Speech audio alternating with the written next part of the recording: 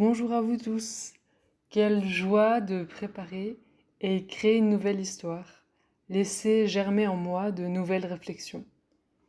Cette histoire s'appelle Coquillages égalés, gardiens de souvenirs. Alors laissez-vous porter par cet instant, laissez-vous voyager vers ces nouveaux horizons.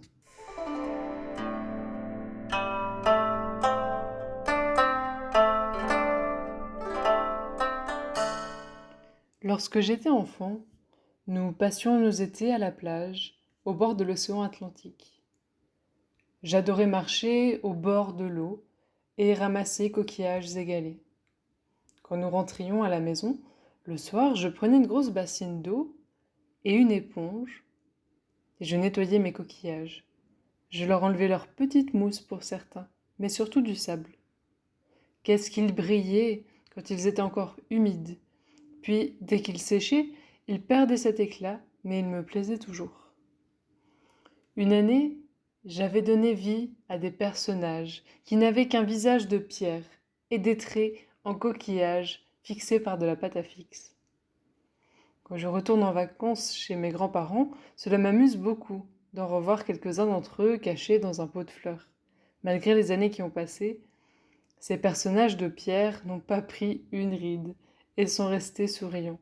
Seule la pâte à fixe est devenue grise à cause de l'usure de la terre et du sable qui s'envole avec le moindre coup de vent.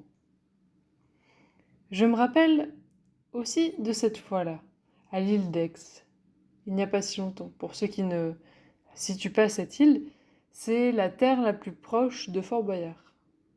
Nous y étions donc pour la journée et ma famille voulait visiter le musée de Napoléon, ce qui ne me tentait pas du tout.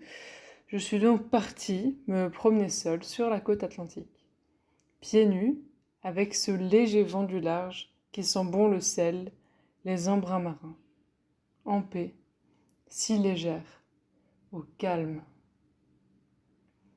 Mais j'aperçus de gros nuages se former et approcher de la plage. Et soudain, ce fut la douche, une énorme averse. Étonnamment, je suis restée tranquille et j'ai continué à marcher au bord de l'eau et suis tombée sur une belle coquille toute plate et rosée de coquilles Saint-Jacques. Peu après, l'orage s'en est allé. J'étais détrempée et n'avais rien pour me sécher. Moi qui avais en tête de m'asseoir dans le sable au soleil pour sécher tranquillement mes pieds. Je n'aime pas avoir les pieds mouillés de mes chaussures et encore moins quand ils sont recouverts de sable. Du coup, j'ai continué à pieds nus, rejoignant le chemin de gravier. Ce n'est vraiment pas dans mon habitude de marcher pieds nus, donc je marchais tout doucement et croyez-moi, je n'ai jamais été autant présente à chacun de mes pas que cette fois-là. J'ai continué à suivre ce chemin jusqu'à arriver sur les hauts des batteries militaires recouvertes d'herbe. La vue était splendide. La légère brise formait à la surface de l'eau de petites vaguelettes qui semblaient matérialiser les vibrations de cet océan immense. Quelque chose me fit alors me retourner. Et là, juste à 1 mètre de moi, un faisan passait tranquillement. Majestueux, la tête ondulant d'avant en arrière à chacun de ses pas. Je semblais invisible à ses yeux, comme s'il évoluait dans une dimension parallèle.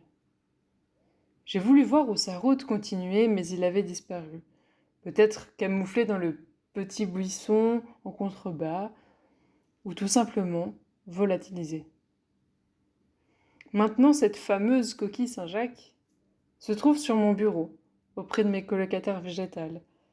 Et à chaque fois que je la prends entre mes mains, j'ai la sensation qu'elle me ramène sur cette plage, sous la pluie.